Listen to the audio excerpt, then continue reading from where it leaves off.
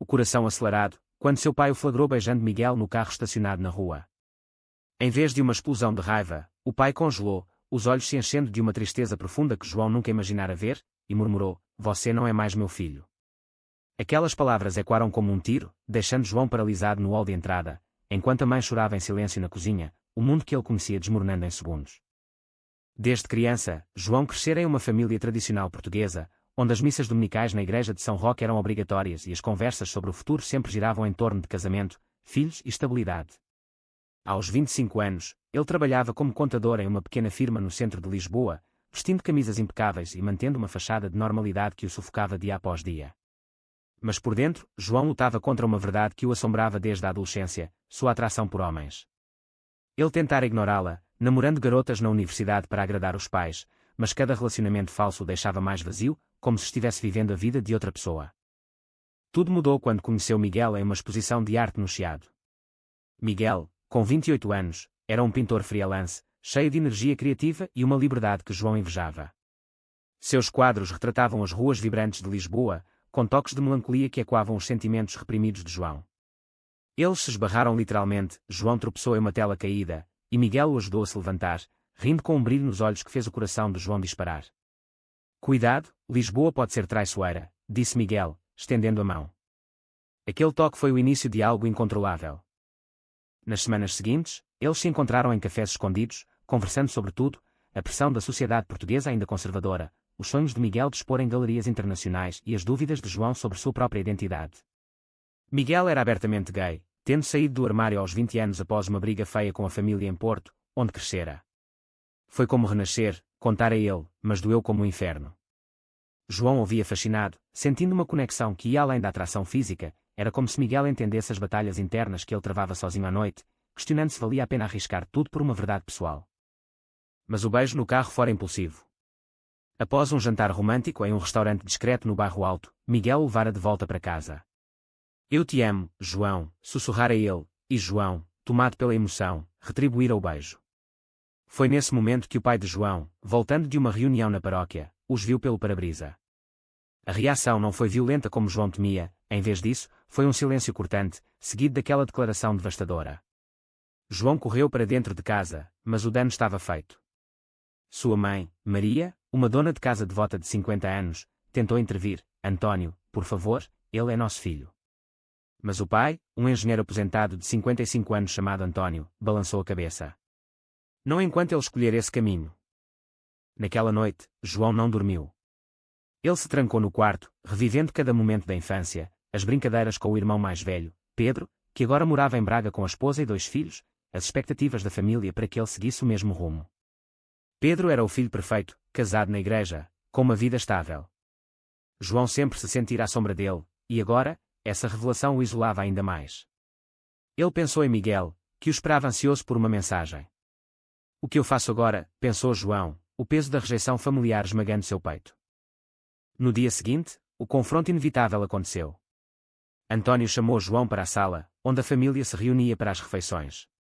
"Você precisa escolher, ou para com isso e pede perdão a Deus, ou sai dessa casa." As palavras foram ditas com uma calma fria, mas João via a dor nos olhos do pai, misturada com medo do que os vizinhos diriam, do escândalo na comunidade católica onde eles eram respeitados. Maria chorava baixinho, dividida entre o amor pelo filho e a lealdade ao marido. João sentiu uma raiva crescer, porque sua felicidade tinha que ser um pecado. "Pai, eu não escolhi isso." "É quem eu sou", rebateu ele, a voz tremendo. A discussão escalou. António citou passagens da Bíblia, falando de tradição e moralidade, enquanto João argumentava sobre amor e aceitação, mencionando os avanços na sociedade portuguesa desde a legalização do casamento gay em 2010. Mas para António, leis humanas não mudavam a vontade divina. Pedro, chamado às pressas, chegou no meio da briga. "João, pense no que você está fazendo com a família", disse ele, tentando mediar, mas sua expressão revelava desconforto, ele próprio lutava com preconceitos enraizados.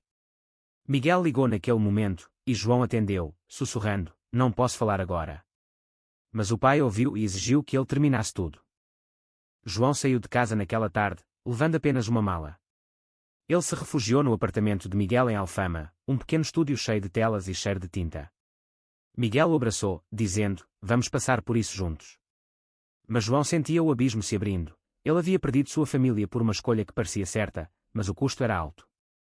Enquanto Lisboa pulsava lá fora, com seus azulejos coloridos e fado e quando nas ruas, João se perguntava se o amor valia tanto sofrimento. A tensão interna o consumia, era liberdade ou egoísmo. Ele decidiu lutar, mas não sabia o quanto mais teria que sacrificar. Os dias seguintes foram um turbilhão para João. Morando com Miguel, ele experimentava pela primeira vez a liberdade de ser ele mesmo, sem máscaras.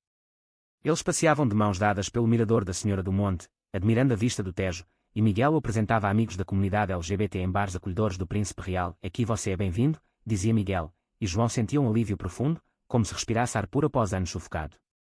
Mas a alegria era tingida de culpa, ligações não atendidas da mãe, mensagens de Pedro implorando para que ele voltasse ao normal.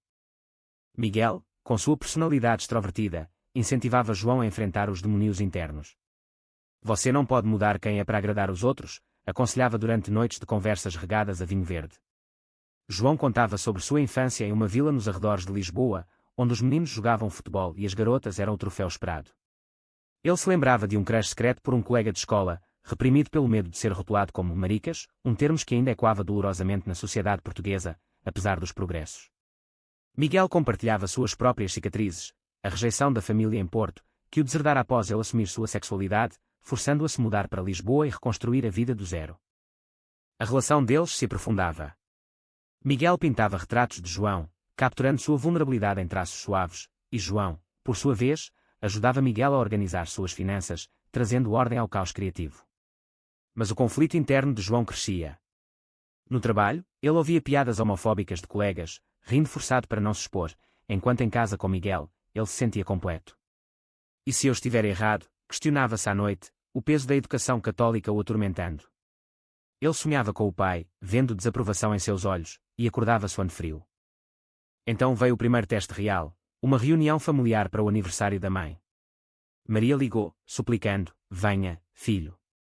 Seu pai não vai tocar no assunto.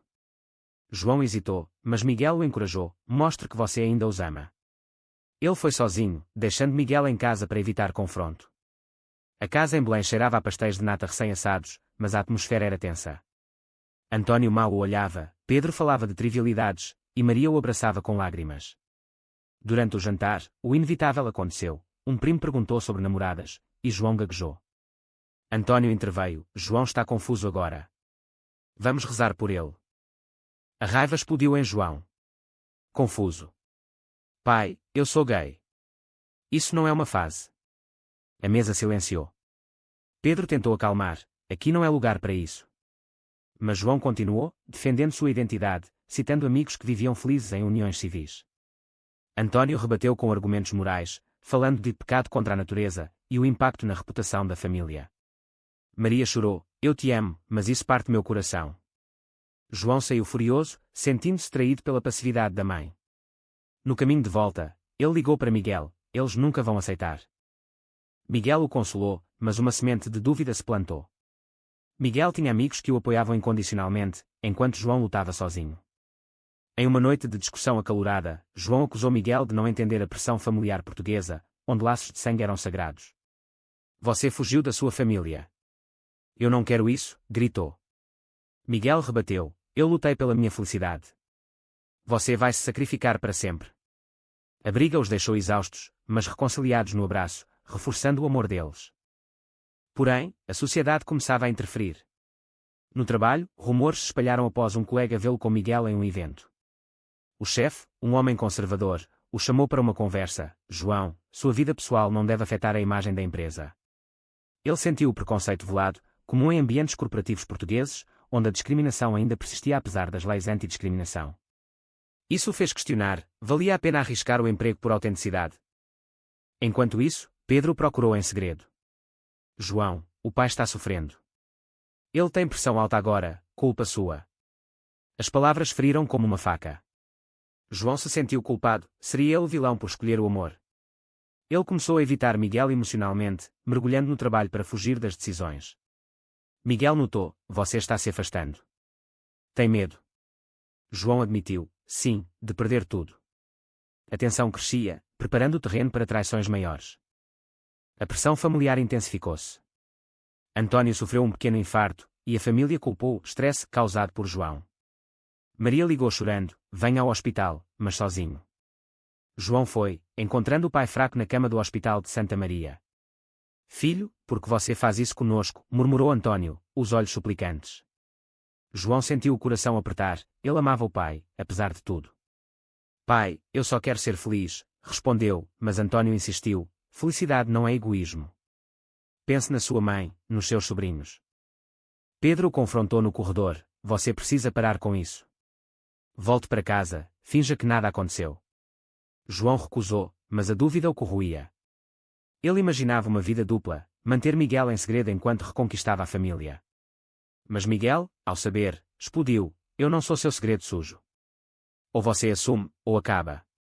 O ultimato forçou João a escolher, mas ele hesitava, preso entre lealdade e amor. Na sociedade, o preconceito se manifestava sutilmente.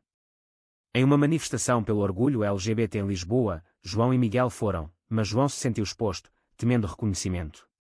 Um grupo de contramanifestantes gritava insultos, e quando vozes conservadoras que ainda resistiam aos direitos gays na Portugal moderna. Miguel marchava orgulhoso, mas João se escondia atrás de óculos escuros, o conflito interno o consumindo. Então veio a traição. Desesperado, João procurou conselho em um padre amigo da família. O padre, compreensivo mas ortodoxo, sugeriu terapia de conversão, ilegal em Portugal, mas ainda praticada clandestinamente. João considerou por um momento, imaginando uma cura que o faria aceitável. Ele marcou uma sessão em segredo, mentindo para Miguel: vou visitar a família. Na sessão, o terapeuta falava de pecado e reeducação, mas João saiu revoltado, percebendo o absurdo. Porém, Miguel descobriu a mentira ao encontrar um e-mail. A briga foi épica. Você pensou em me abandonar por isso, gritou Miguel, sentindo-se traído. João chorou: eu tenho medo de te perder, mas também da família. Miguel saiu batendo a porta, deixando João sozinho no apartamento. Naquela noite, João refletiu sobre suas escolhas: era moral trair a si mesmo para agradar os outros. Ele ligou para a mãe, confessando tudo, e ela, pela primeira vez, defendeu-o: eu te aceito, filho. Seu pai vai aprender. Mas Antônio, ao saber, proibiu Maria de falar com ele. João buscou reconciliação com Miguel, encontrando-o em um bar. Eu errei, mas escolho você, disse. Eles se reconciliaram, mas a ferida permanecia. Enquanto isso, Pedro revelava um segredo: ele próprio questionara a sua sexualidade na juventude, mas escolhera o caminho certo, pelo bem da família. Não cometa meu erro, aconselhou, surpreendendo João. Isso o fortaleceu, mas o alto preço, isolamento familiar, o fazia questionar se a luta valia. A tensão culminava em uma festa de família. João apareceu com Miguel, forçando o confronto. Antônio os ignorou, Maria os abraçou discretamente, e Pedro mediou. Insultos velados de tios conservadores feriram, mas João defendeu: o amor não é pecado. A noite terminou em caos, com Antônio mandando-os embora. João saiu magoado, mas determinado. O confronto familiar deixou cicatrizes profundas. Antônio deserdou João, alterando o testamento para favorecer Pedro. Maria, dividida, encontrava João em segredo, trazendo comida e notícias, mas o stress envelhecia prematuramente. Seu pai ama você, mas não sabe como, dizia ela. João sentia culpa, sua escolha causara dor real. Miguel o apoiava, mas sua paciência diminuía com as hesitações de João. No trabalho, o preconceito escalou. Após um cliente conservador reclamar ao ver João em uma foto com Miguel nas redes, o chefe o demitiu sob pretexto de redução de custos. João processou por discriminação, mas o processo era lento e estressante, destacando as falhas no sistema jurídico português apesar das leis progressistas. Desempregado, ele dependia de Miguel, o que criava desequilíbrio na relação. Eu me sinto um fardo, confessava João. Miguel, frustrado, começou a trabalhar mais, distanciando-se. Em uma viagem a Porto para uma exposição, ele encontrou um ex-namorado, e uma foto inocente nas redes despertou ciúmes em João. Você está me traindo, acusou, projetando suas inseguranças. Miguel negou, mas admitiu: estou cansado de ser o forte o tempo todo. A discussão revelou rachaduras. Miguel questionava se João valia o drama familiar constante. Então veio a maior traição. Pedro, pressionado por Antônio, convenceu Maria a cortar contato com João. Ela ligou chorando: desculpe, filho, mas seu pai precisa de mim. João se sentiu abandonado, o mundo desabando. Furioso, ele confrontou Pedro em Braga: você manipulou tudo. Pedro admitiu: pelo bem da família. Você é o problema. As palavras ecoaram anos de rivalidade fraterna, revelando inveja de Pedro pela liberdade de João. Desesperado, João considerou terminar com Miguel para reconquistar a família. Talvez eu deva tentar ser normal, disse a si mesmo. Mas em uma noite solitária, ele refletiu sobre as perdas: emprego, família, autoconfiança. Miguel o encontrou chorando: não desista de nós. Eles fizeram amor emocionalmente, reforçando o laço, mas João sabia que decisões difíceis viriam. O clímax veio em uma reunião forçada. António, melhor de saúde, chamou João sozinho. Eu te dou uma chance, renuncie a isso e volte. João recusou: pai, aceite-me ou perca-me. António chorou pela primeira vez, revelando seu próprio trauma: um irmão gay que se suicidara há anos atrás por rejeição. Eu tenho medo de te perder assim, confessou. João viu a vulnerabilidade, mas manteve firme: então mude. A conversa terminou sem resolução, mas plantou sementes de mudança. Miguel, ao saber, orgulhou-se, mas uma oferta de trabalho em Berlim o forçou a escolher: levar João ou ir sozinho. Venha comigo, comece novo, propôs. João hesitou, preso às raízes portuguesas. A oferta de Miguel pairava como uma espada. João pesava as opções: deixar Portugal significava abandonar qualquer esperança de reconciliação familiar, mas ficar arriscava perder Miguel.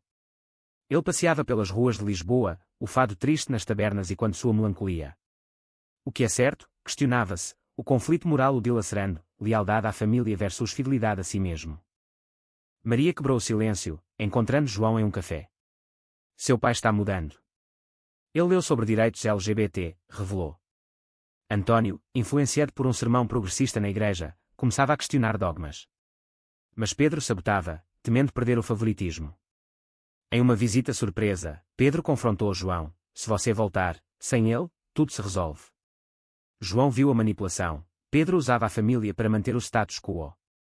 Miguel, impaciente, pressionava: decida, João. Eu te amo, mas não posso esperar para sempre. A tensão culminou em uma briga onde Miguel admitiu furtar com o ex em Porto, por solidão. Você me deixa sozinho nesse caos. João sentiu a traição como um soco, mas reconheceu sua culpa: suas indecisões machucavam Miguel. Perdoe-me, pediu, e eles se reconciliaram, mas com feridas abertas. O ponto de virada veio no casamento de um primo.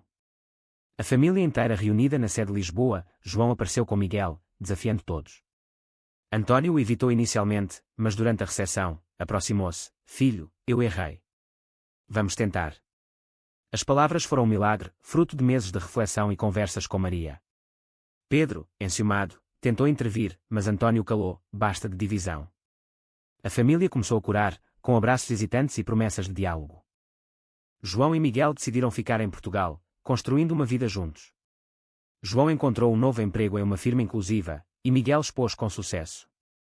Mas as cicatrizes permaneciam: perdas emocionais, amizades rompidas pela sociedade conservadora.